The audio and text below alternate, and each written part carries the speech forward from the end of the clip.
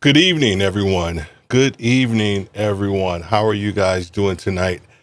Really excited to talk to you guys. And as it happens, with live streams, right? So one of the things that could typically go wrong is camera issues. And so right now, what we have going on is that I'm working with my interviewee, Mr. Robert Reed, had a little bit of some camera issues right now, and so we're kind of waiting a little bit, and I'm gonna, make sure that we get him all sorted and get him online. If not, then I will just continue to go on with the show. But we will be talking about, regardless if when Mr. Robert gets the camera sorted tonight. I'm was really looking forward to our conversation. But we're going to talk a little bit about inspiration and what that means for you. What does that look like for you as a leader? How does that transpire? How does that go? How does that show up for you as a leader in the workplace? But Robert actually had a really great story, and we wanted to talk a little bit about that and kind of dive into his story a little bit as well. If you don't know me, I am Steve Worthy. I am CEO of Worthy RETAILU, and I am also host of Retail Leadership with Steve Worthy, the podcast, and also the live stream. On all of our platforms, we focus in on retail leaders. We focus in on helping them advance their career, understand how they can communicate better. But here's the other one, is that we want them to understand how they fit within their community and within their culture, within retail as well. As I just said that, this since this is live, we actually have Mr. Robert calling in right now. So I'm going to make sure we get them all sorted as well. Talk amongst yourselves as we go through this. I think he is good to go. I think he is all good to go. Let's go ahead and get him all sorted here. Assign him as guest one. Hey, Robert, are you there? Will not I, connect. I'm sorry. Can you hear me? Yep, I can hear you. Okay, awesome. Yeah, for some reason this camera will not connect. It is killing me, man. Killing me. I'm using, you know what? It's funny is, and so I did this yesterday as a guest on Ecamm. Yes. For some reason, it just does not want to connect, and I can't figure it out. That's okay. That's okay. You know what we're gonna do? We're gonna go ahead and go through the intro, and we're gonna talk to you, as if this was like a call-in radio show. How's that sound?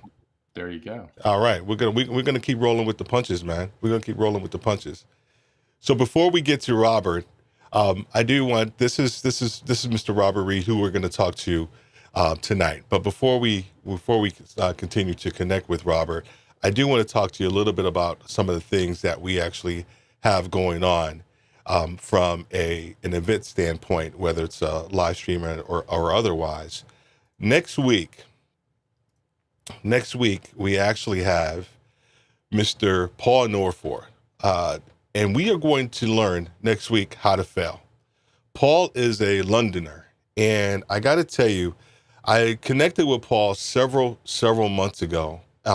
I love everything about what Paul is doing. Paul is a former radio broadcaster turned speaker turned content creator on YouTube. If you haven't checked out his channel, please go for it and check it out. He talks a lot about personal development, talks a little bit about camera gear and everything that he does from a studio standpoint as well. But some of the other things is that we're going to be talking a little bit about leadership, and we're going to focus on how do we to learn how to fail. So I'm actually excited about that. Put that one in your calendar. It's going to be Tuesday morning. Since Paul's over in the UK, we're going to make sure that we take that into consideration as well. And then next Wednesday evening, I have the pleasure, and I'm saying distinct honor of being on JP High-Tech's show next Wednesday. I got to tell you, I put together a little reaction video, and I'm going to be sending it out probably tomorrow because I was doing like a little podcast. I was podcasting and I got the message from JP, and I think I was just like a little, like a little schoolgirl when I got the message, and I was pretty stoked about it. So I got a little reaction video for that. But join me next week as I appear on JP High Tech's show next week on Wednesday as well. And then,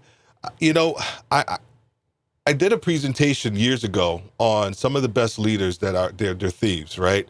And then there's actually a book out. I think it talks about, you taking ideas and then making them your own.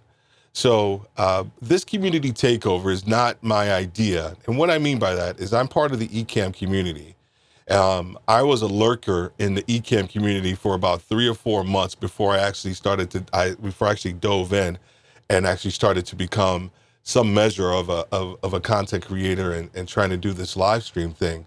And what they do in their community, which I love, is that they do a creator takeover, I think once a week or things along that line. And so one of the things that my assistant and I were thinking about was, how do we involve our community, whether it's on our Facebook community or it's on our LinkedIn community? How can we involve the community even more? How can we open up a forum and create a forum for them to just, jump in almost like office hours and just talk about whatever it is that they're dealing with from a leadership standpoint, and just kind of do rapid fire questions, or we can do panels or whatever it is. But this is the idea that we actually have coming up. We haven't solidified the date yet, but I'm pretty excited about it. And if you are a part of any one of our communities, please make sure that you send me an email, send me a comment or something along those lines to let me know that you want to partake in this process and be part of the community takeover as well. All right.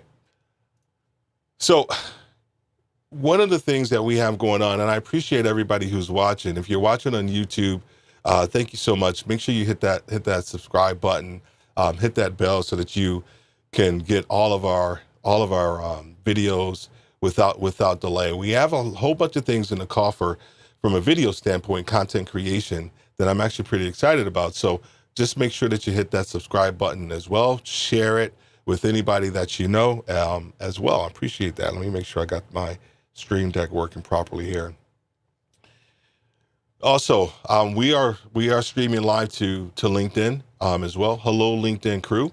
I know I got some people over in LinkedIn that are actually kind of following, checking out. We are going to be starting some new things with LinkedIn as well. Probably some midday things on a Wednesday where we talk retail leadership, we talk communication, we talk career, and we talk culture. So I'm actually pretty stoked about that because I got approved to be a live streamer for LinkedIn. So we're going to take advantage of that and kind of create something a little more customized for the LinkedIn community as well. And then please make sure if you're on Facebook that you go ahead and hit that like button. Also, if you're not part of our community, we ask that you go ahead and go check our community out. It's Worthy Retail Coaching. Worthy Retail, it's Worthy Retail Coaching. So go ahead and check us out over there as well. And then lastly, so we have done a lot of work on our website and everything that we've been trying to do, the community and communication and everything from a brand standpoint.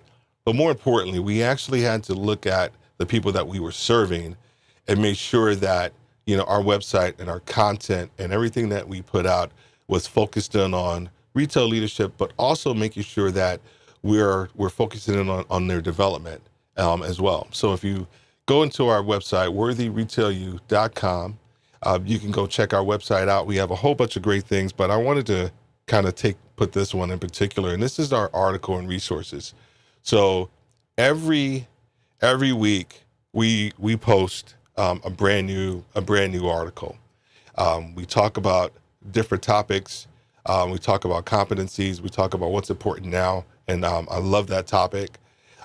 Retail leadership as well, and then we actually have case studies and everything as well that's actually on our resource page. And we just published a article talking about the shiny object syndrome, and I'll actually probably be doing that and covering that on the live stream as well. But if you want to get that newsletter, you want to know what's going on, you can go to worthyretailu.com/now. That is our page where you can see anything and everything. You can go right and connect to our podcast as well, and subscribe there, so that way you don't miss any of our weekly podcasts as well. So several months ago, I was learning and trying to grow and teach myself more about content creation, and also understanding YouTube, videos, and all these things. And I came across this individual who had one of the coolest names for their podcast. And I think he'll correct me here in a second, but I think one of the things that he actually did was, his podcast is called Never. It's not Never Never. It's called Never Call Me Again. And I think his YouTube channel was named that initially, and he changed it, of course, to SpokeAudio, and we'll talk about that here in a second as well. But if there's one thing I know in all of my leadership, is I know people, and I know people from kind of who they are, by kind of the content and how they present themselves. And more importantly, I kind of gravitate to people who are not just like-minded, but like have a really good heart and really want to help other people. And Robert Reed is that person. Robert Reed, he is a former Army veteran. I'm former Air Force, so we kind of got that little battle going on. But also in 2019, Robert was diagnosed with ALS. However, that has not stopped him from living the life and creating the life that he's always wanted.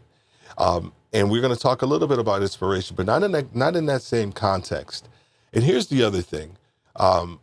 Those of you who do whether it's podcast interviews or anything, you probably do like a discovery call, right? So Robert holds the record. I don't know if you know this, Robert, but you hold the record for the longest discovery call that I've actually had. I've had some discovery calls that were 10 minutes because the person and I just didn't get along. It just wasn't going to work. I think before Robert, my longest discovery call was probably about an hour. I think Robert and I went close to 2.5 hours in our discovery call. And and at that point in time, I just really knew, I said, dude, we got to save some of this content for the live stream. So without further ado, from an audio standpoint, and we're going to do this kind of old school, I want to bring Mr. Robert Reed up. How are you doing, sir? I'm doing great. Thank you for having me. Oh, excellent, man. It's a good thing that audio is in the name of my channel, because it would be really bad if I didn't have audio. I do at least have that, no video, but I do have audio. So it has been a week. It's been unbelievable. And so I actually was on Ecamm yesterday as a guest. Same exact setup. Believe it or not, I have tried two cameras, two cameras. Neither one is going to work. Two cameras and a phone. So I've tried two cameras and a phone. Oh my gosh. Oh, that's, you know what? It happens. It is what it is. I think because the last time we were trying to connect, I had something going on, and and it is what it is, but we're going to continue to kind of go on. One of the first questions that I want to ask you, and I told you I was going to save this because I want you to tell the story about how he's actually in the Ecamm community as well, and I think we both you and I follow him, but how Tom Buck helped you discover the name for your podcast.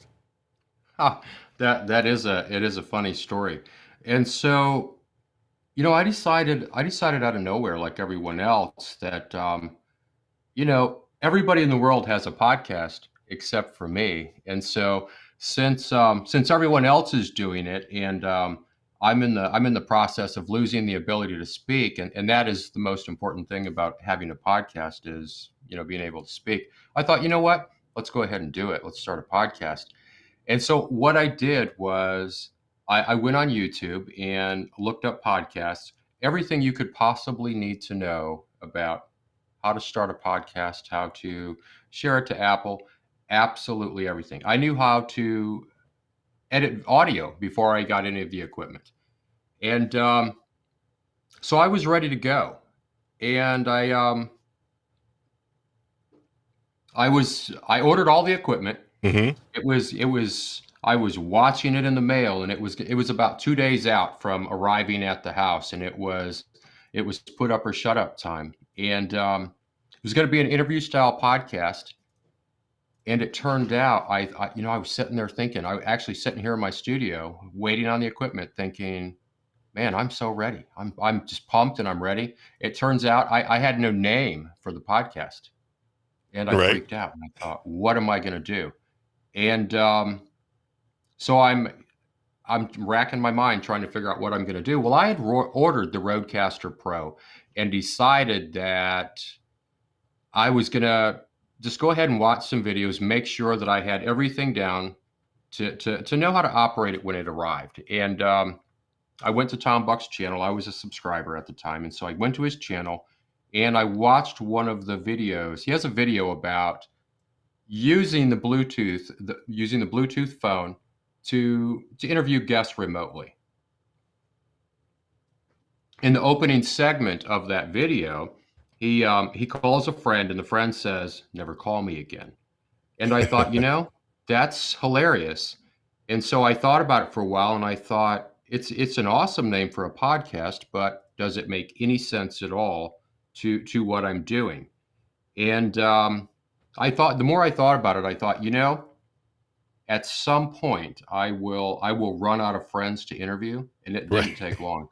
And I will be hitting up strangers. And me being the professional that I am, I hate emails. And so I will send you a text. I will hit you up on Instagram, whatever, and say, hey, this is who I am. I'd love to have you.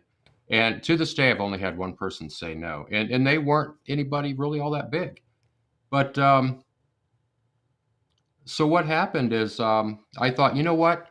The worst thing that could ever happen when connecting with a potential guest and saying, hey, you know what? I would love to have you on the show, and this is why, is that they would say, never call me again. And I thought, well, this is perfect. And so I took the name, and I didn't have to. I didn't even really need to, but Tom seemed incredibly approachable. And I thought, Hmm. you know what? I would like to just let him know that he inspired this and ask his blessing. And so I sent him an email, and believe it or not, I got a response the same day. It was a great response, and he said, absolutely, I'm honored. I appreciate it. When you're up and running, send me a link to an episode. I would love to listen. And he was incredibly gracious, and I really appreciated that from him. Excellent. That's a great story, man. I think a lot of times or I think you and we've learned as we've been going through this journey of learning how to be a content creator. We've realized that a lot of people that we admire, so to speak, are extremely approachable. They're extremely approachable, and then they're givers, right? I think you're part of the eCam community too, and I think that's been one of the best communities that I've ever been a part of. Um, what is it about? What is it about yourself and your creative journey that has kind of been one of the biggest things that's kind of inspired you right now for what it is that you do? Because I've seen kind of the growth, if you will, not just of your channel, but I think of your content as well. That's a great question. I would say the biggest inspiration for me all the way around is just life. It's those interactions. It's friends. It's situations. It's anything and everything can be inspirational. And I look at some of the people here in the chat, and so I've got a couple of friends here in the chat, Moni Johnson and Yeah, I John was over going to at put those up. Yeah. Yeah. Coffee Talk and Tech. And each of these guys at one point or another has inspired me in one way or another. It's interesting is, my last video, actually 2 videos ago, and so I did a video recently on the channel that talked about all of the individuals who have inspired me over the course of creating content on YouTube, Right. and John and Moni were among those individuals. But what's interesting is the style, the format for the video was actually inspired by you. Did you know that? Oh, me? No. Yeah, by you. No. Yeah, exactly. But what had happened, and so about a week or so earlier, you had released a video, and you and I talked about it during Oh, that that's right. epic two That's and a right. half hour conversation. And so it was a studio walkthrough sort of thing. But what it really was is it was you saying, "Hey, this is the mindset. This is where I'm at mentally as I sit down, as I work, as I prepare, as I go about my day." And it inspired me that I really wanted to start doing kind of an over the shoulder thing. And I'll tell you, it's interesting with people are voyeuristic. Okay, first Hmm. and foremost, Yes. here's the magic. Here's the true magic of podcasting. Podcasting is Podcasting is that it's that illicit conversation that's taking place 2 tables away at a coffee shop that you are not part of. It's Yes. that it's that conversation that you're sitting there, you're kind of getting your ear hustle on, and you have lots of things to say, lots of wisdom, lots of input, lots of questions, but it's not your conversation. And we Yeah. love those conversations. Those Yes. are those are Yes. among our favorite conversations. Rather Yes. than Love sit that. face to face and talk to a lot of the people we know, we would love to sit somewhere anonymously, be the proverbial fly on the wall, Yes. and just listen to that conversation that has nothing to do with us. And I'm rambling at this point. No, So you're you got to good. watch. No, you're You good. can't No, you're you good, can't let man. me go, Steve. Oh, you know You I'm gonna can't. let you go. It's aching to like I'm a New Yorker, right? And so New York is right. So a lot of times we'll go to like Bryant Park or go somewhere in Central Park, and we people watch, and you people watch, and you're wondering about the backstory of somebody as you're kind of people watching.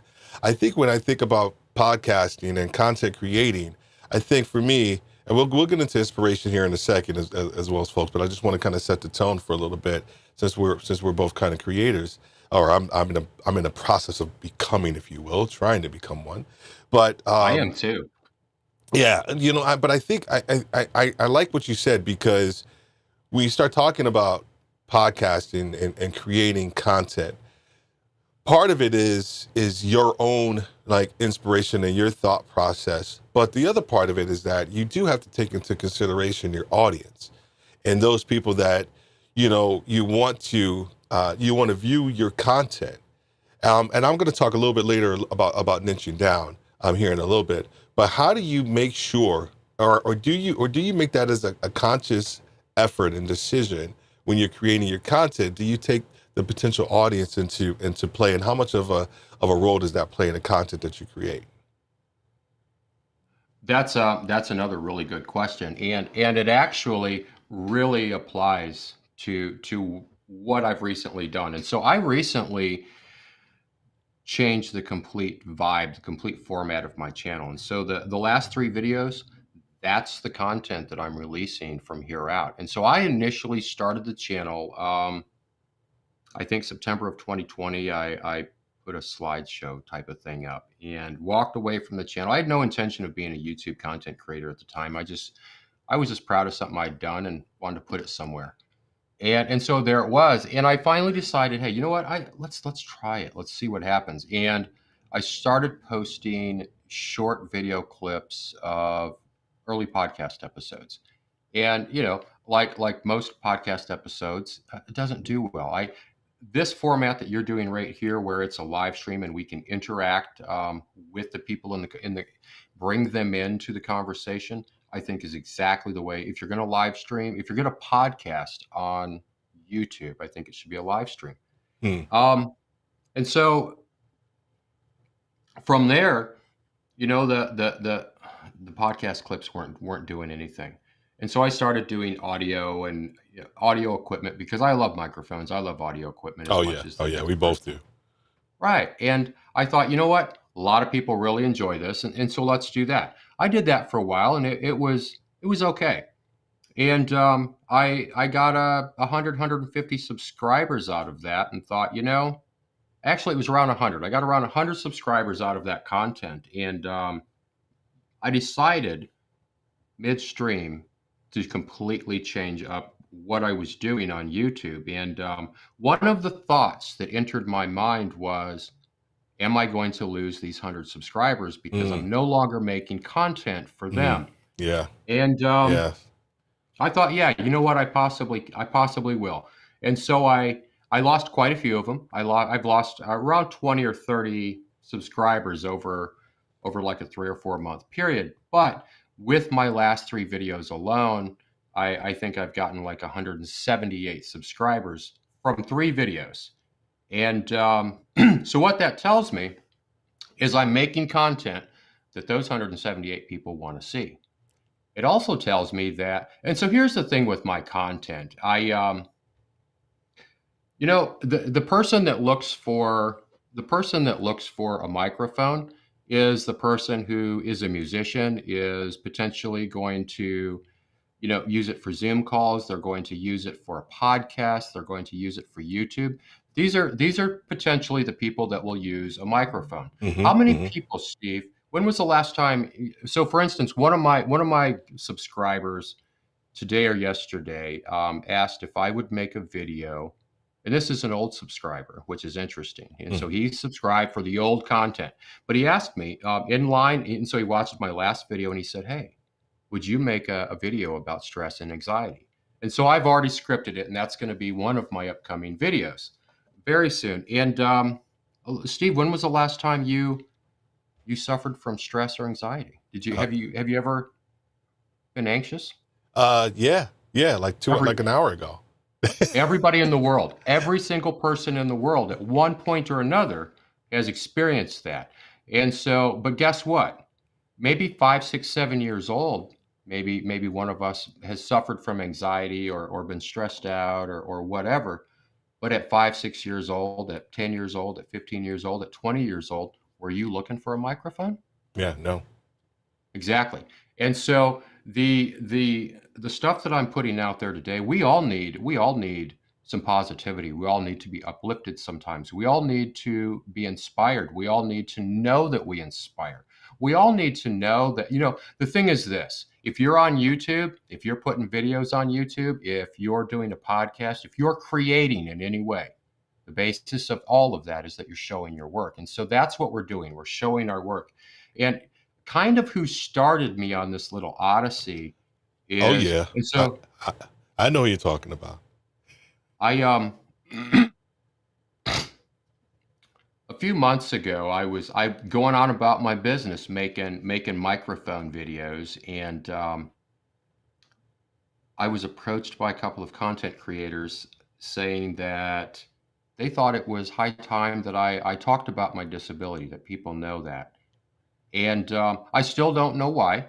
I Right. honestly was pretty offended by it because the thing with me was sitting at this table for 3 months, hiding behind the table. No Right. one knew.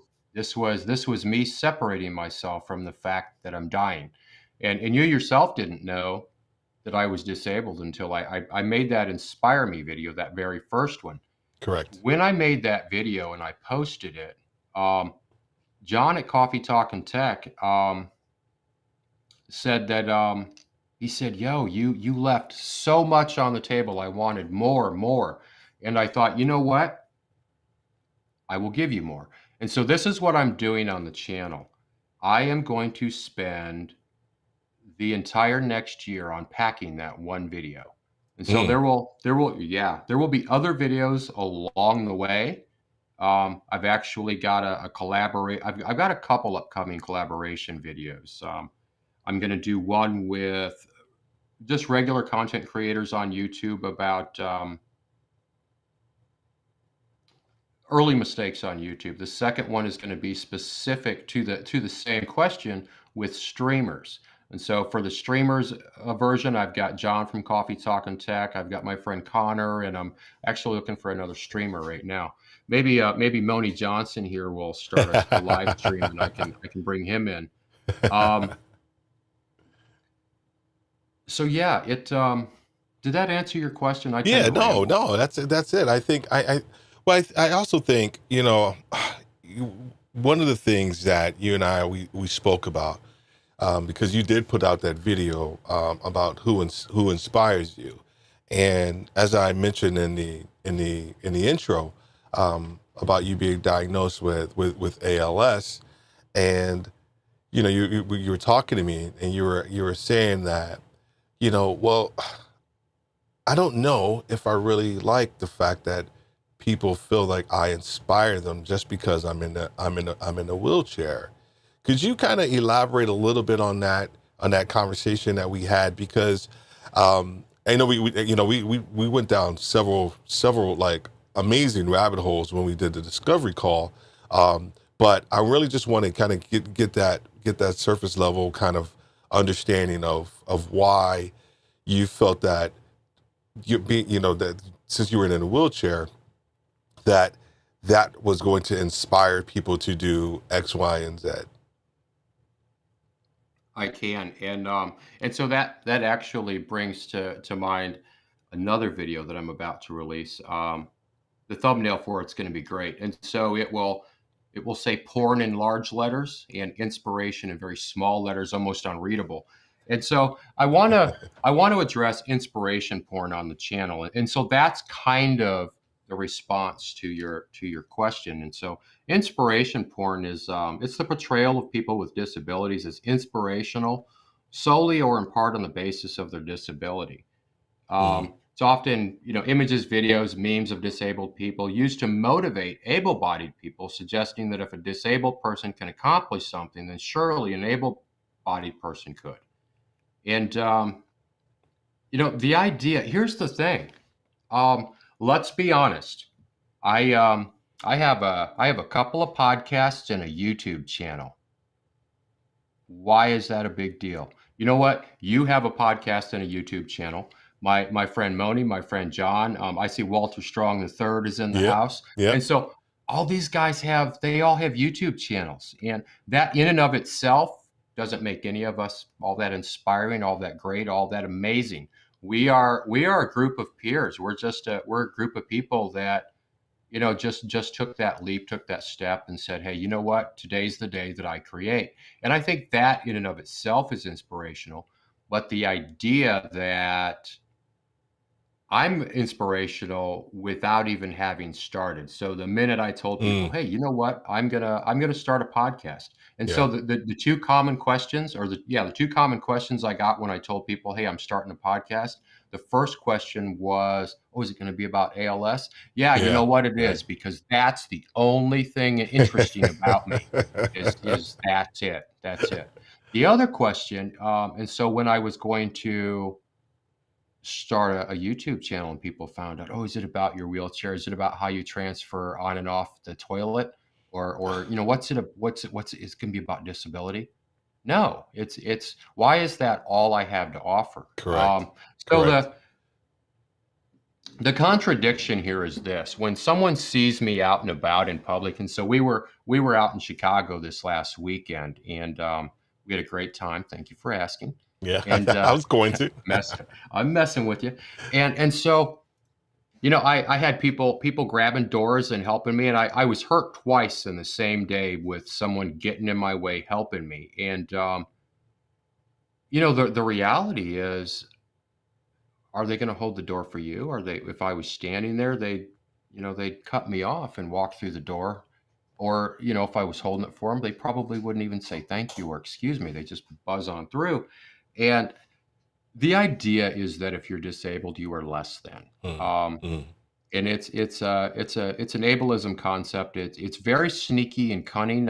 Most people are not aware that they possess it. It's like racism. It's like you don't realize you're racist until your daughter, or you're bigoted or prejudiced until your daughter or your son brings somebody of the same sex home, or your child brings a potential spouse home of another race or another religion or another culture. That's when it rears its ugly head. You know, when the guy in the wheelchair comes rolling in and everybody's staring, and then they proceed with questions that make no sense. And Yeah. a lot of that honestly stems, all of it across the board, everything I just talked about, from racism, bigotry, prejudice to you know ableism with disability. It all stems from lack of knowledge, lack of interaction. It's a place of uncomfortability, because we've never been able to sit down face to face and talk and start by saying, hey, you know what? Hey, I know this is uncomfortable. It's Hmm. uncomfortable for me, and I know it's uncomfortable for you. So we understand that. Now that we understand that, let's just get everything out on the table and we can talk. And that's another thing. That's kind of the point of what I'm doing on the channel, is I want to make disabled people accessible to other people. My interest isn't just making the world accessible to me, to other disabled people, but to have relationships that work, that have value. For someone to shine me on and say, "Hey, man, you're doing such a great job," when my content sucks, or when my audio sucks, Hmm. or my lighting sucks, for you to be like, "Oh, you're just so inspiring." That doesn't help me. You know what helps me? And so I brought this up yesterday, and I want to keep grinding it in, because Moni Johnson's so mean to me. He, and he's a good friend, and so about a month and a half ago, I was in a hurry, misspelled something on a thumbnail of all things. And so for the world to see, and he sent me a text. He's like, "Hey, man, misspelling on thumbnail." And so I went and I fixed it. I was really appreciative. But if it wasn't for people like that saying, "Hey, you know what? Have you considered stepping it up, or maybe getting a spell checker or a dictionary or something? I think you can do better." Those are the friends that I need. Yeah. I don't need friends that, here's the thing. If if you and I are friends, and I see that you're messing up, I'm going to call you and I'm going to say, "Steve, how comfortable are you with your behavior? Because Yeah. this is what we see." And that's what a friend does. A friend doesn't allow you to make mistakes, or to continue to make the same mistakes, or be flat out wrong. A friend says, "Hey, um, I got your back, and do you wanna be held accountable for this, or are you just comfortable with this behavior?" That's who a Exactly. friend is. Exactly. And Yeah. Speaking of friends, let's go and go in some of these comments. So, Mr. Walter, good evening, Steve. Great way to pivot, to keep the show going. Thank you, Walter. I appreciate that. I appreciate that. And then we have Mr. John Ryan. Yeah, Tom is a great guy. I think he's referring to, of course, Mr. Tom Buck, and everything he helped out with. And then he says, "Hello, Robert. Hello, Robert." Says, "I would never figure out how I was able to be in the video, inspiring someone. I was floored." Yeah, I was thinking about that too, John. No, I'm joking. I'm joking, John. I'm joking. I'm joking. that's awesome. I'm just joking, John. And then Mr. Moni Johnson, Rita is over here agreeing with everything Robert is saying. She likes his content more than she likes my. That's fun. That's funny. That's funny. Moni, Robert turned me on to your content. I think it was like one of our first interactions, and so I think I went and subscribed to your channel, and I've been liking your stuff, man. I think one of the latest ones I watched, I think it was a POV. I think you guys were in Nashville. You and your I think wife, or they were in something like that. Austin. Austin, They in were in Austin. Austin, Texas, yeah. Austin, it was really good. It was really good. Also, guys, as I go through this, please, if you have any questions or whatever, please just put a Q in front of it, so that way we can go ahead and ask a question. If you have a comment or something, you want to spur something, Robert and I can talk all day about almost anything. And if you want to, You want to hear us drudge on about something, as we continue to talk about inspiration? Please go ahead.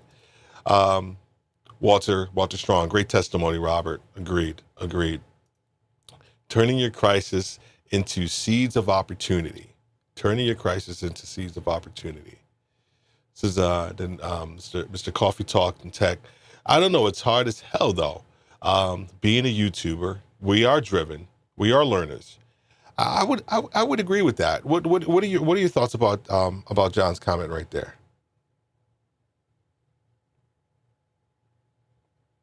I had my mic on mute. Oh, no worries. Yeah. I think we're absolutely learners. The thing is it's interesting. I remember it, and I think all of you, because everybody here is a content creator, everybody at least on the YouTube chat. And so I remember several months ago releasing that clickings you're hearing, that's my chair. Okay. I remember releasing that first video, that second video, that third video, and thinking, wow, this is amazing. And turns out it really wasn't. It was not that good. But you know what? Here's the thing: is the fact that it was mine, the fact that it was the very first thing for me to put up, and I didn't have a lot. I had nothing of my own to compare it to. I've got Right. Tom Buck to compare it to, and I mean, that just doesn't even. That's like comparing yourself to Peter McKinnon. And so I put those first 2 or 3 videos up and just was on the moon, and I thought, wow, this is amazing. And then I put up a few more videos, and I started actually using a camera, and then things got really interesting. And then I started paying attention and learning and doing B-roll and upping my game each and every opportunity. And honestly, not at all for my subscriber or viewer. I did all of that because it's fun, man. It's fun to make. You know what? It's fun to make something and be like, wow, I did a good job. Yeah. And the great thing is, and so John recently gave me a great shout out on the channel, and I think it was my video before last, or maybe it was the last video. He said, hey, the last 2 videos have been great, a huge improvement. And I agree, and I appreciate that. And I appreciate somebody looking at the amount of work and saying, hey, you've been working, you've been putting it in. And the great thing is that John and I and Moni and you and everybody else, Walter, we all know that 3-4 months from now, 6 months from now, a year from now, we're going to look back at the videos that we released in the last couple of weeks, and we're going to see a change. And it's about being driven. It's about the idea that we are learners. We're like little kids. We're like sponges. The great thing with having a community is, I've got, Moni Johnson he's a videographer, and so his content visually is just remarkable. It is absolutely stunning. The work that he does, Coffee Talk and Tech, John Ryan, he's kind of the streaming guru right now. I watch his stream, and he's got all of these people active in the stream, and I can go watch a channel with 3,000 subscribers, and there's like 7 people watching the stream. Yeah. And it's crazy to see that, somebody with 1/3 of the subscribers has tapped in, has done well, has risen to the top and said, hey, I'm here to stay. And, well, John shows absolutely. up. If I can chime in there, like, John shows up, right? I think that's a big part of it too, is that, and he's consistent. If there's one thing, I'm not a jealous person, but if there's one thing I'm jealous of, John, is that his level of consistency when he shows up, and I think that's a big part of it. We start talking about content creation, but more importantly, people trust you the more you show up, and the more interaction you start to gain, So anyway, I just wanted to throw that in there as well.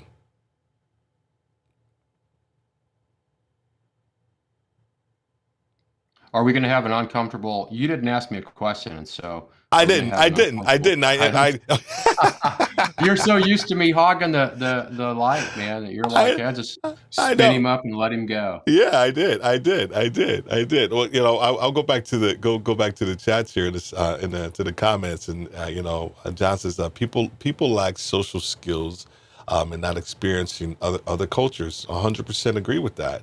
100% Oh agree, yeah, and I think that's part of some of the things that you and I have, we have spoken about, relative to everything that's kind of transpiring in your life. Can I, if I can ask you that question, right? Because one of the things that when we were talking, and we were talking a little bit about ALS, and this is, you said one of the things that you fear the most, is going to be your inability to speak. Why is the spoken word, and why is that so important to you? Because I know one of the things that you said too was that you have so much left to say. Could you talk about that? absolutely. So on a personal side, it's the idea of being able to look at my wife, who I adore, and say, "I love you," in my voice, to be able to say to her, "Happy birthday," to be able to comfort her in a time of need, to be able to congratulate her in a time of accomplishment, to the thing is most of our voices are nothing extraordinary, but they are ours. They are the most expressive forms of art, to me. And so as an artist, I'm an internationally recognized artist. I'm actually about to be published again. I've been chosen as one of the best urban sketchers in the world, and I'm about to be published in another book. But I love art. I love painting. I love drawings. These are things that I like very much. What resonates with me and what resonates with most people is music. We love music. We Yeah, we yeah. can put on a record, an old 45, and it can take us places we haven't been in 2 decades. It can remind us of something, and so the idea that I would not be able to verbally interact and show that emotion, elicit the response that I want verbally, is overwhelming to me. Mm, mm. And And as far as having so much more to say, yeah, I think we live in a really incredible time right now. We live in a time of accountability. Some things are changing. I know that you've got North coming on next week. Who North is one of my personal favorite human beings, not content creators, just yes, across the board. agreed. I really, really like him, and a lot of what he does with in his career outside of YouTube is he bridges that gap between old people like you and I.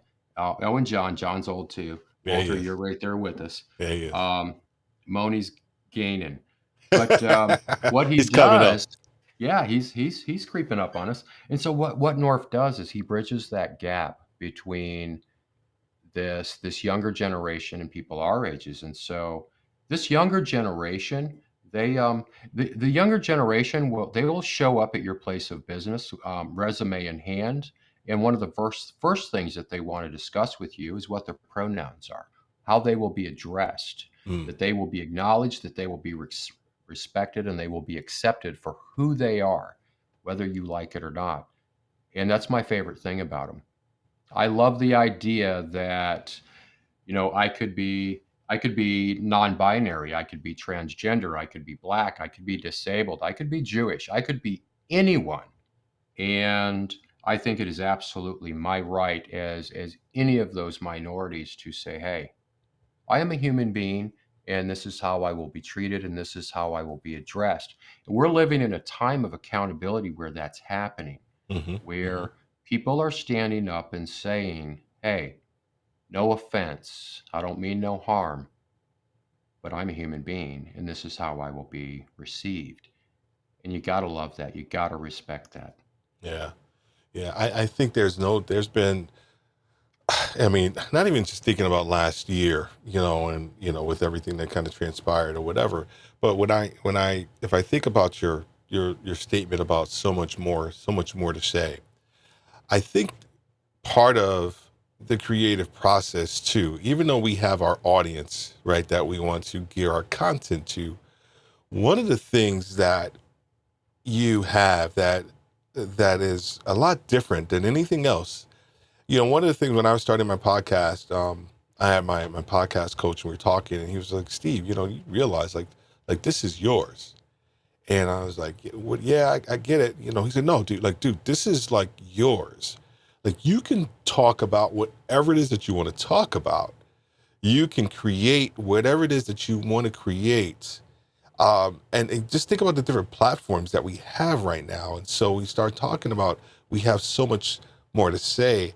I almost feel not sad because I'm still trying to discover my voice, but the fact that if you do have something to say and you're not saying it right now, with the ease of cameras and creation and your phone and just to be able to create your own voice, I almost feel like, that if you do have something left to say, my God, why? Would you agree? I would. It's funny is on my podcast, I say anything I want. I say anything I want, here's the thing: is I stand. If I say it, I stand behind it, and I mean it. If it angers somebody or upsets somebody, that's absolutely fine. Feel free to reach out for me for an explanation. I'm not always clear in what I'm trying to say. Sometimes it doesn't come out as elaborate as I would like it to. But know that if I've said it on my podcast, I 100% stand behind it. I mean it, and it's said and it's done. And here's the thing: I'm that way in my personal life.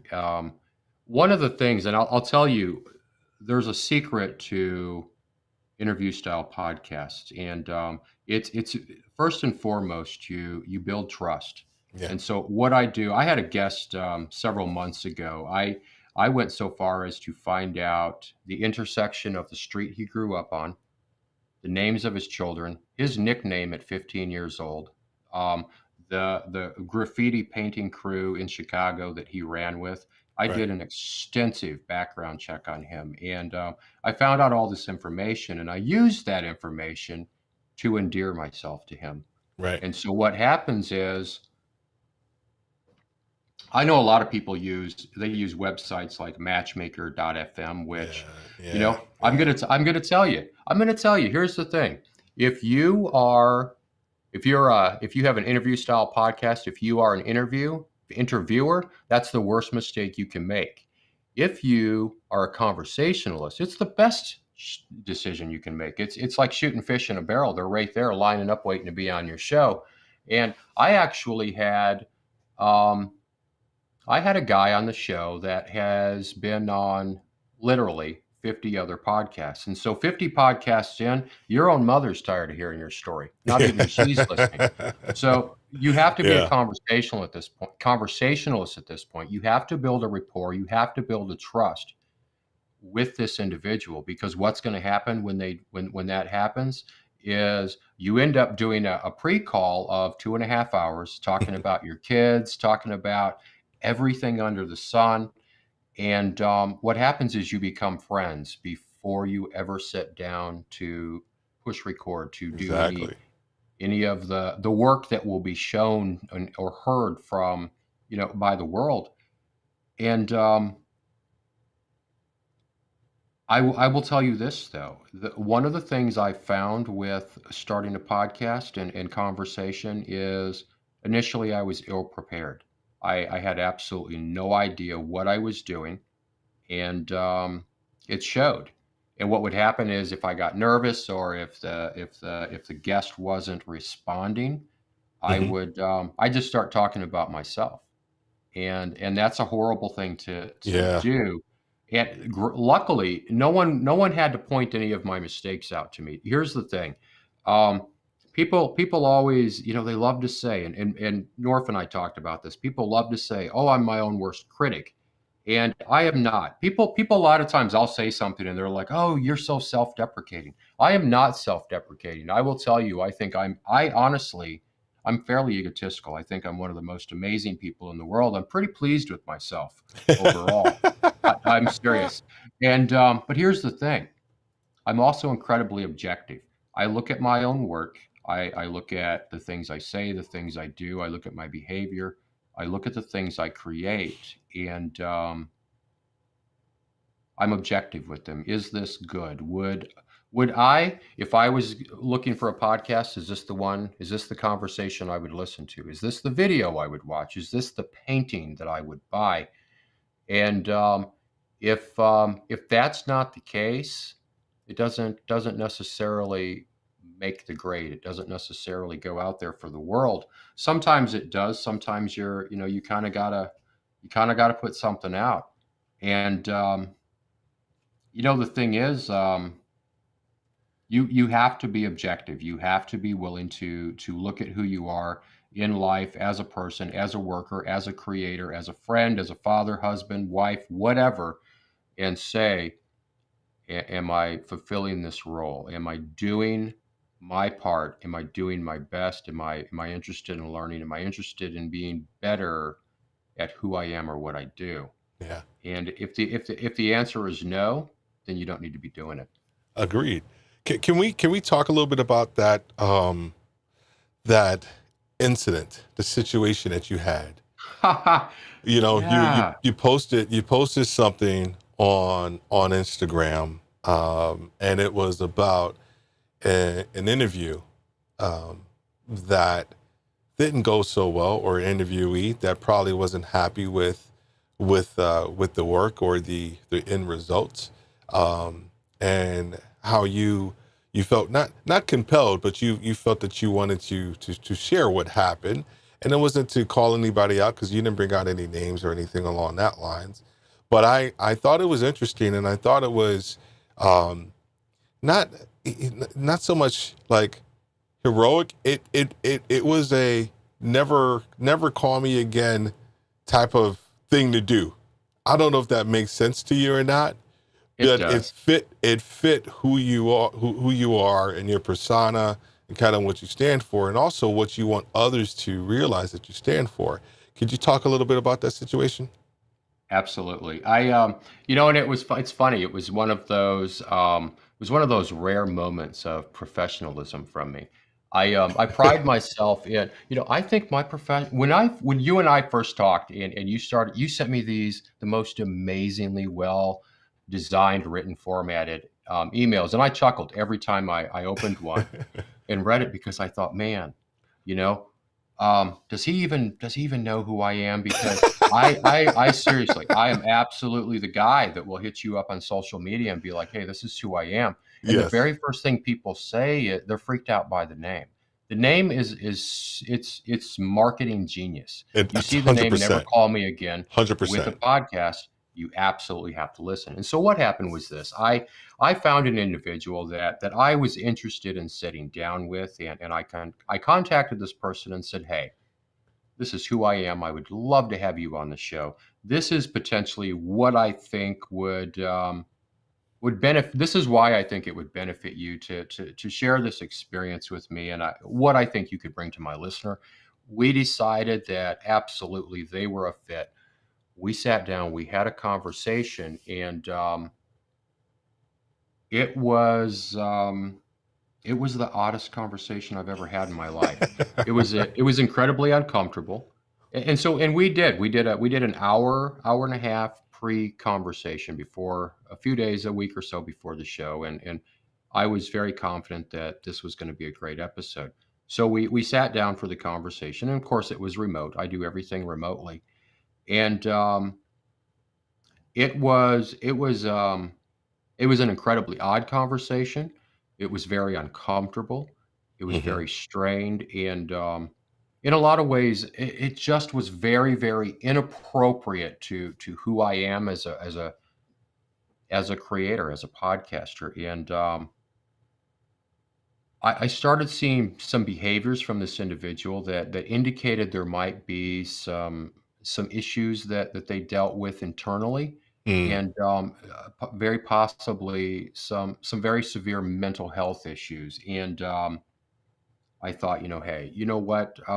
So here's the thing. First and foremost, I absolutely refuse in any way ever to shame someone. right. I refuse to embarrass someone.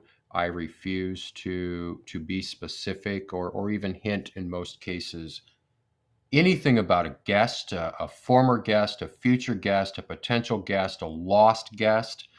These people are sacred, and this all goes back, Steve, to we talked about earlier. The reason I do well in conversations is I build trust. I make friends, Absolutely. and we make friends by trusting. And if I would trash you, I would trash everybody, wouldn't I? That's the Yeah. concept.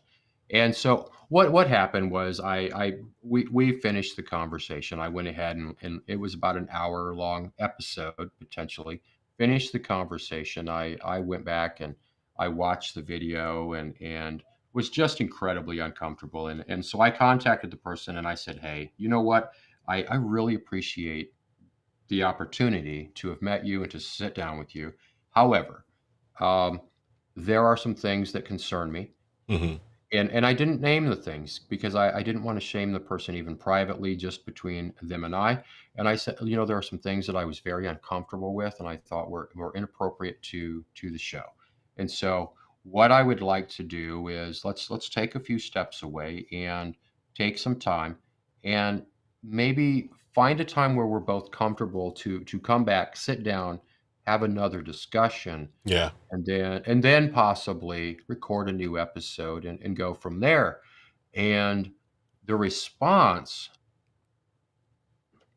the response was first and foremost. And so this is an individual with a fairly large social media following. Hmm. And so this person reached out to their followers. And so within a day, there were three different social media groups. One person is actually a, a, a recognized retail business person. Hmm. Actually, you might know, and huge following, author, very successful in life. And so collectively, they decided 100,000 plus followers. They decided to do a social media blast about me as an individual, me as a human being, my show, Mm. and it was an incredibly stressful weekend. It was very difficult to look at something I had worked so hard at, that I had built from the ground up, something that was so incredibly personal, and potentially see it destroyed by a disgruntled potential guest. And Yeah.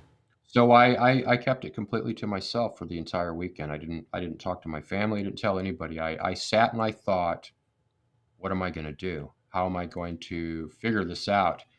And at the end of the week, that Monday morning, the realization came to me, because I tried to look at it from all angles, and the realization came to me that if I were a guest on a show that potentially was going to be marred in some way, how would I feel? Would I ride it out? Would I want to be part of that? And so some of my guests are they're published authors. They are, recording artists, Hmm. actual, these are established recording artists. I have a former guest who worked with Dizzy Gillespie, for God's sakes.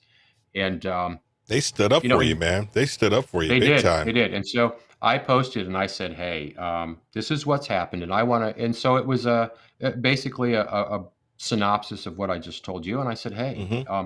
anybody that wants to separate themselves from this, please let me know, and I will delete your episode." And I wanted people to have that out. I wanted people to know that, you know, we are not tied to this. This is, doesn't have to, you don't have to go down with this potential sinking ship. And so what happened was every one of them, every single one of them reached out and said, no, that's never been the situation. I love you Agreed. dearly. And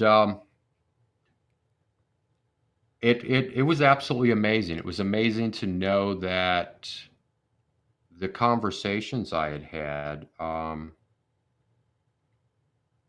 had earned me friendships, had earned me Hmm. trust. It's not this imagined, you know, we sat down once, we've talked. You know, all of it's funny is, you know, when I get rid of old equipment for the channel, and I've gotten rid of a lot of expensive equipment. I have a friend. It's a former podcast guest that is a musician, and he lives not 30 minutes, 40 minutes away. Yeah. You know, he's the guy that he now owns my SM7B. You know, any Okay. of my equipment that I get rid of, it goes to him, and because I know he's going to utilize it. And this week in Chicago, we went and met with the Quiet Pterodactyl guys in person, and we've been friends for a while. They've been on the show, and we had a really good opportunity to just hang out. And so they asked me, and a lot of other people asked me, who is this person? What specifically was said and done, and this and that. And the thing is this: I told every one of them, in the event that it gets, and it's over, but in the event that it gets unmanageable or uncontrollable, and what I mean by that, I think it in any way will endanger who you are as a guest, who you are as a professional in life. I will maybe put that information out there. At this point, Yeah. Agreed. um, the potential harm is to me, and I can weather that storm, man. I'm a soldier. I will weather it. And Yes, you are. but here's the thing. I am not willing to break trust, even with someone who in some way potentially wants to harm me or harm the show. I just can't. It's not who I am. I don't. I'm not comfortable with that. I think that's a betrayal to anybody and everybody that I've worked with professionally. Anyone that I enjoy any type of, you know, personal or working relationship with. I just think it's a betrayal of them, and I'm not willing to do that. No, I agree, man. And I agree. When I read it, and my VA, because you sent me an email through IG, and it was a, hey, have you read that post yet? And my virtual assistant, she actually read it. She actually read the post, um, and she was like, and she responded before I even had an opportunity to read it. She's like, this dude, he's just such a stand up guy, like you know how to pick him, Steve. So it was like it's funny because we're living in this world right now where everything's virtual, right? And so a lot of times it's harder sometimes to gain trust with people when you're face to face. Not to mention trying to gain trust or understand a person's personality and how they're going to come off and all these other things, like from a virtual standpoint. And so I'm saying that to say, and because you and I have never met personally. Paul North, who's going to be on next week, we've never met, personally. It's been all this virtual conversation. How do you, I know this is a big question probably, but what is it that you see in people that makes you gravitate to them and you're like, okay, I'll dig this person? Or like, maybe not so much virtually, right? Because I think I think a lot of people make bad choices because they're so, especially thinking about like content creators, a lot of people just want to have people on their shows and all this other stuff. How do you go about like selecting, or your thought process? Because I know a big portion of it is like the friendship, underpinning of the friendships that you create. But is there anything else, or what's your thought process? That is a really good question, and There are no big questions. There are only small answers, Steve. Small answers. We're not about small answers. And You got so that right. You got here's that a right. here's the thing. Coffee Talk and Tech, John here has said over and over that he does not understand what it is about him or who he is or what he does that inspires me. And he doesn't have to. And no one does. But when I sit down to find a guest, I am looking for someone who amazes me, someone who inspires me. And so when I have an artist on the show or a musician, and so I talk to creators of one variation or another. They're authors, they're bloggers, they're videographers, musicians, painters, whatever the case may be. These are the people that by and large, this is who I talk to. And and so I recently, a few months ago, I had Emily Fantus and Mike Fantus. They are a married couple out of Canada, and they are unbelievable. Excuse me. They're unbelievable palette knife makers, and they also have an incredibly wonderful love story. Mm, Um, mm, the way they met, who they are, the relationship that they have today, both from a shared space as artists and just their love life. They are just absolutely incredible people. And a lot of that you see the passion and the interest in the world and the connection with the world in their work.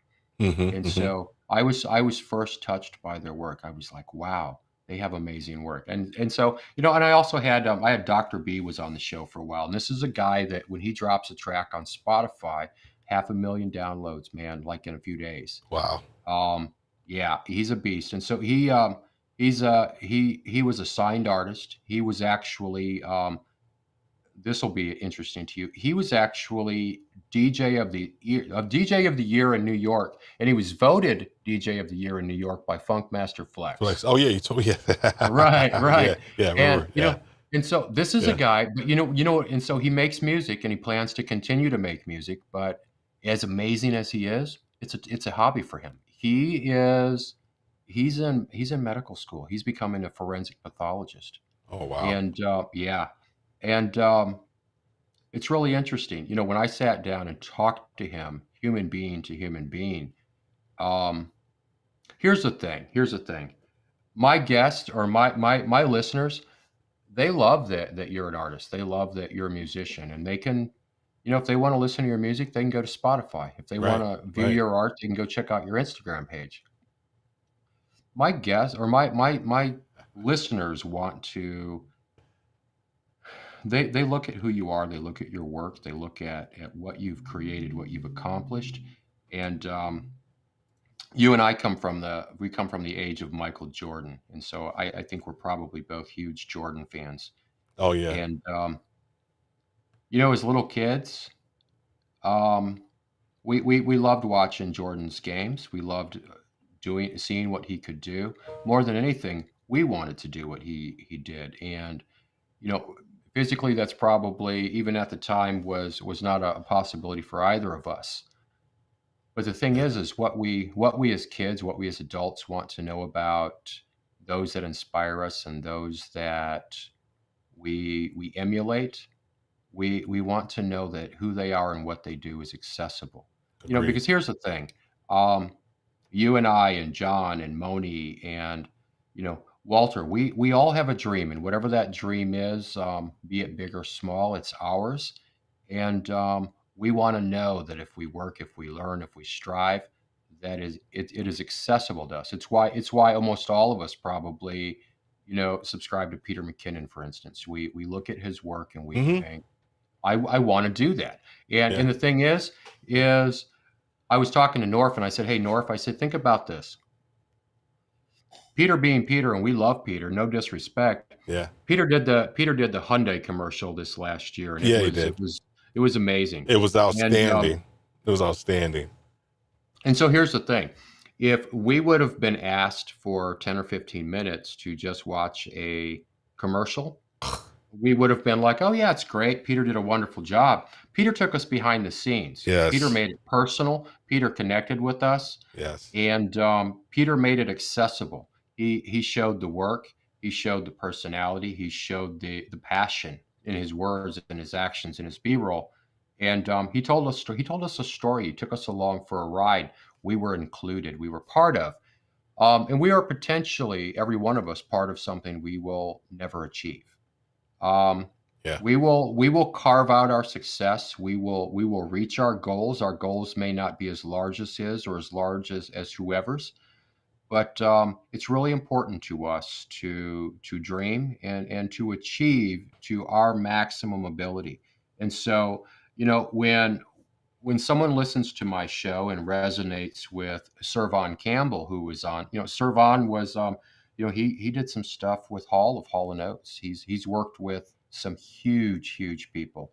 He's another one, 500,000 to 1 million downloads on Spotify every track he drops, and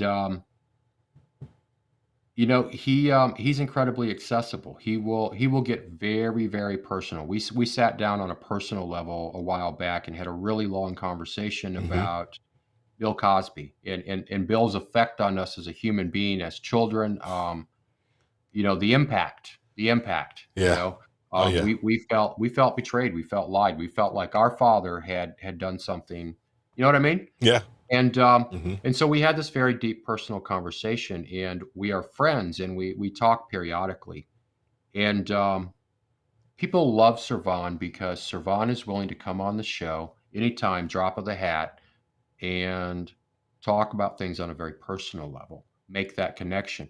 The idea, what I'm getting at, I said way more than I needed to say this. That's all right, man. What you and I want to know about Peter, what we want to know about Servan, what we want to know about Michael Jordan is that Michael Jordan is a human being. He Yeah. gets out of bed every morning, one pant leg at a time, one shoe at a time, and he has breakfast and he goes on about his day, and it is very similar, very comparable to what we do. And Yeah. he's a human being, and because he's a human being, we can dare to dream as well. We may not Hmm. be able to achieve that greatness Yeah. at that magnitude, but here's the thing. The world doesn't determine whether I'm great or not. The world doesn't determine whether I'm valid. I do that. You I do do that. that Yeah. with, yeah, Yes. I do Yes. that with hard work, determination, and being willing to be objective and step it up when I need to. Agreed. Agreed. You create your, you create your value, your worth. The world will try to tell you something else, and it's completely false because it's based off of false assumptions because they don't, you know who you are more so than anything else. I always talk to my team and tell them, and whenever they're trying to run from a problem where they want to go and do something else, or, I said, it doesn't matter where you go, there you are. It's you, right? So a lot of times the situations is it's because of you and who you are and what your thought process is. I got two more questions. I only have two canned questions. Everything that we've been talking about has just been off the cuff, but I will always want to close with two canned questions. But I also want to close. I also want to ask John, since John is still on. John, we got to get on, like, all three of us, and we got to talk tech, like, on your show, because I want to talk tech. I actually haven't had an opportunity. Robert and I talked a little bit about tech, and during our discovery call. But man, I know I'm going to speak for Robert if I can, and say, hey, we would love to be on a live stream with you and just talk tech, man, because I would love to kind of pick your brain and just, like, talk about the journey I think that all of us have gone through, as it relates to tech, and how it's either improved or made our lives a little easier with what it is that we do. So the two questions, and I'm going to ask a question one at a time. Um, in closing, what's something that you have changed your mind about recently? Oh man, I'm a flip flopper, so there's a lot of stuff. And so, on a side note, John and I actually talked yesterday about um, me coming on the show in the next couple of weeks. Ah, Just joining on the live stream, and yeah. and doing our thing. And we didn't discuss you, but I think John and I will discuss whether we want you there or not, and we'll have our people get a hold of your people. I'm just gonna bogart, man. I'm just gonna like There you bogart, go. right? I'm just gonna jump in. I'm gonna do the bums rush. You'll be all right. Exactly. You got to do that, man. You got to just be like, hey, here I am. I am present. Let's do it. One of the things I've changed my mind very often recently about the idea of live streaming, and so I actually sat down today here in the studio to make a video, and at that point, my camera was working just fine. It works with everything but Ecamm for some reason. I actually toyed with StreamYard earlier because I wanted to see the amount of stress on my computer versus Ecamm. It's a market difference. Anyway, and it worked just fine. So here's the thing: I have wanted to live stream for a while, and I've actually come up with a really good concept of something I'm very interested in doing for the live stream. In the event that my camera will actually work, and I think it works really well. I had my camera an hour or so ago plugged in on the front end of Ecamm, and it worked just fine with the little USB thing and with the little Elgato card thing. Cam link. Yeah, Cam link, and so it worked both ways. No problem. Back end for some reason it does not work. Anyway, and so hopefully I'll have a camera to use. And if I do, the intention is to live stream very soon. I've got a couple of things to work out, but I really wanted to have a good concept. I wanted to have capture card. There he is. I really wanted to have a concept that was not necessarily different from everyone else, but unique to me, unique to who I am. Right. And this really goes back to my content. I recently changed, and I haven't changed my description on my channel yet. I'm lazy. I'm going to do that the next day or so. I make content for me. Everything I do for me. And I do that because of this. There is YouTube and podcasting. The world is wide open. It's incredibly inclusive. Everyone's welcome, and there's room for everybody. There's also room for you to get better at what you do. Correct. That being said, I could literally make videos about anything I wanted, put them on YouTube. Somebody would watch them. They are for somebody. And so I think people always talk about selfish content. Hey, make that selfish content. And oh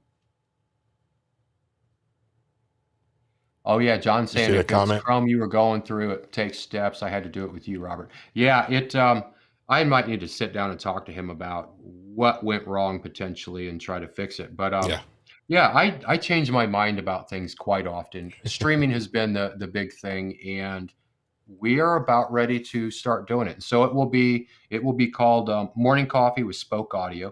It's going to potentially be 10, 11 o'clock because I'm not a morning person. I'm not going to lie about it. Essentially what it's going to be basically, this is the life. This is the day of a content creator, a podcaster, a YouTuber. Right. This is how I find balance between personal life and what I do here on this platform and other platforms. It will also be, and I think this will be really fun, is I recently started using Final Cut Pro as my editing software. And I love it. Yeah. And so, but I'm learning how to use it. And so what I want to do is I want to, theoretically, let's say I was going to live stream tomorrow. I would bring up all the footage for next week's video, and I would edit a lot of it during the live stream. And what that does, Steve, potentially, if you're watching, is, that next Monday when that video goes live on my channel, it gives you an opportunity to it gives you an opportunity as a viewer to sit down, look at that video that you played a role in. Yeah. You helped create this video. Maybe we discussed transitions between clips. Maybe we discussed, what we would keep in, what we would exclude. And at the end, on that next Monday when you're watching that video, that you played a role in the creation of that video. It makes it a little more personal. It makes it a little more accessible. what it does is it gives you, the viewer, it gives you a sense of ownership in the channel. And I think it's genius. Yeah, I think it is too. I think it cuts out a layer of like between you and that person, right? Because typically when when you're putting the video out there, they're consuming it based off of who you are. But if you do something like that, they'll be consuming it because they actually had a role to play within the construct of it. And so now that's a completely different. It's almost like ownership, right? We tell Exactly. people, tell people about an idea or about change and stuff like that, and you always got to tell them they have to own the change, because if I can tell you to change and do all this other stuff all day long, but until you own it, doesn't make a difference. So now if you put some measure of ownership into the content, then that actually creates a completely different layer to it as well. So my last question, one of the things that we talk a lot about, and I talk to a lot of my clients about, it's this idea of what's important now. Because the tendency with a lot of leaders, even a lot of people, and then yourself as a creator, right? We don't take enough time to kind of sit down and really focus in on like what's important now. We're kind of going. I spoke earlier about an article that we just put out about the shiny object syndrome. And so that has a role to play in our lives as well. But the idea of understanding and taking the time and giving yourself the space to understand what's important now, and something that a lot of leaders and a lot of people don't necessarily do. So my last question to you is, what's important now for Robert Reed? Another great question. And it kind of ties to what we absolutely just finished talking about. And so here's the thing I think you'll agree with. One of the, as a leader, as a business leader, as a leader, whatever it is, when you are trying to lead people, if Steve, if you, and so I'm an ex-chef, and so if you open a restaurant tomorrow and you have applicants and you hire people and you train them and you do a soft opening, the ones that are going to shine are the employees that have a sense of ownership, a sense Mm-hmm, of being mm-hmm. part of. And that's the real secret. That's the trick to success in businesses, that make sure that your employees feel like they are invested, that you are invested in them, they are invested in the business, and there's this sense, this pride of ownership. So we live in a neighborhood where I think we have 2 rental homes in our neighborhood, and we are pissed about it. Because the thing is renters don't love the property like people who, paid 300 grand for the property. It's different. It's not mine. I don't have to care for it. And people that care, people that are invested, that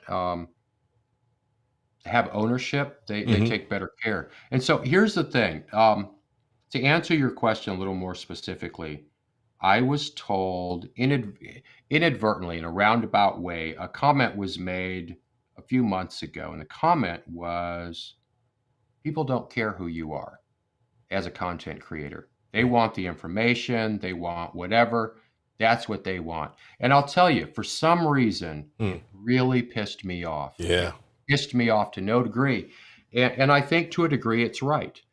And it's something I'm not comfortable with. And so what I did is I made myself accessible. I made myself vulnerable. I opened myself up to the world and said, this is who I am. I'm a disabled content creator. I have a lot of flaws. I'm not super good at what I do, but I'm interested in learning and getting better. And the minute someone comments on a video, I I try to be as thoughtful in my response as possible. I Right. also Yeah. oftentimes try to ask a question. I want to strike up conversation. When you strike up conversations with people, I have people that come straight out on my channel now and ask me, "Hey, will you make a video about this?" I have people that contact me on social media, "Hey, will you do this? Will you talk about that?" And these are old subscribers. These are people that have been around for Mm-hmm. months. And the thing is this, I wanted to connect in a very real way with people, in a very personal way. You know, um, I wanted to be accessible in a way that was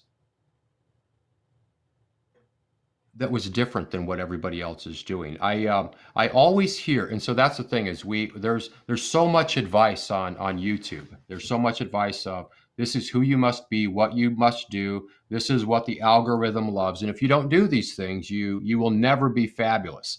Well, and here's the thing. I've decided with my content, my new stuff, is I am going to do absolutely whatever I want, however I want, whenever I want, and I'm going to do it my way as Robert Reed. And you know why? Because it worked for Michael Jackson, it worked for Prince, and I guarantee you, along the way, there were people waiting at every step of the way to say, hey, dude, this isn't what everybody else is doing. And Michael was like, I know, Yeah. I know. Yeah. You know, Prince was like, I know. And so what happens is when I go against the grain and I say, okay, this is what everyone else is doing, niche to niche, and it works for them and it's great. What I want to do is I want to essentially lay myself bare and Hmm. say, this is who I am. I want to be accessible. I want you to make a very real connection with the content, with me as a person, me as a creator. I want to be very accessible to people. And Agreed. I want people to be curious. I want people to want to know me, and I Mm. want to know them. And I think by, I don't do the keywords. I'm so lazy. And so me and John and I have this friend, Consistent Ash. Do you know Ash? She's in the live stream at John's Yeah. all the Yeah. time. Ash content. Right, That's it. Yeah. right. Yep. And Hmm. so I don't know if you've ever watched her videos or looked at her I have. videos. Love her videos. Her descriptions are just, I feel so lazy. I'm just like, geez, man, I am such a turd because the amount of work she puts in. And John, I think, uses vidIQ. She uses TubeBuddy. So they put in a massive amount of work, things I Yeah. do not do because I'm lazy. And, the thing is, I lost my train of thought. But, the thing is, I think it's really important. I think there are absolutely basics of, understand audio, understand video, maybe, figure out how to get your damn camera to work during a live stream. Um, Understand lighting, but my lighting's spot on tonight, but you guys can't see it because I can't figure out my camera. But do I sound good? Yeah. You Anyway, do. You do. thank you. And so the thing is this, I think the secret for me is to be different, to be me, to go against the grain and find my own success or not, you know, Yeah. be true to myself and let myself succeed. Agreed. Well, I got to tell you, I'm extremely happy that John, we I'm sorry. John said my lighting looks perfect. I what I love him. He's, do you say? Oh, I saw. Oh, thank you, John. I appreciate that. I appreciate that. Wait, did I say that? Oh, I think you was talking about that earlier comment He that you did. He made. did. He was actually the person that said that. But that's why he Yeah, inspires me, man. yeah, John's like me. John says what he wants to. He stands behind it. And the thing that makes sense. is John, and when he said it was 100% correct in the way that he was talking. And so we were talking about, we all were doing these intros. And so at the time he mentioned that, I'm the only one in the group doing these little, hi, if we haven't met before, my name is Robert. I'm the, nobody gives a damn who you are. And he wasn't aiming that at me. He just said it, and I was the only culprit in the room. And so it wasn't at all personal. Right, But right. what it was is it was inspiring. It made me, and it pissed me off, and it made me say, hey, you know what? I'm really important and I'm really special, and people need to know that, and I need to know who they are and how special they are. Exactly. And we were building this community, and I thought, you know what? Community is community, and community is invested, and we know each other, and that's what I'm going to do. And so he unlocked something great for my channel and for potentially, hopefully, for my viewers in saying something that was perfectly correct and true in what he was applying it to. But that's the thing. And so that's the other trick to success is take everything that everybody says, and first and foremost, know everything ain't for everybody. Great. And so it's like with my videos. I'm gonna tell you, I'm gonna give you a secret. This is why I get views. I get views because I hit in the browse section of the algorithm. And I do that because, with the Rode Pod mic, for instance, Yeah. I made like 7 videos that were somehow connected with Rode. And Yeah. so I flooded the market. And my videos oftentimes will show up before Tom Buck's. He has thousands of views more than I do. My video is more recent and has had more recent action. Yeah. And so I heard vidIQ. I was watching vidIQ one day, and the guy was talking about, as far as niche, he said, hey, go 2 inches wide, a mile deep. And I thought, you know what? Yeah. I'm going to Yeah. do whatever the hell I want to do, but I'm going to connect things in a way that I flood the algorithm for that topic. Like with the Inspire Me thing that I'm doing now, that's for the next year, baby. Yeah. And so for the next year, there's going to be something about inspiration coming from my channel. I am going to flood that market and get those views. That's what I'm going to do too. And with retail leadership, you got to, man. You find that area and you just go after it, man. And you just go after it.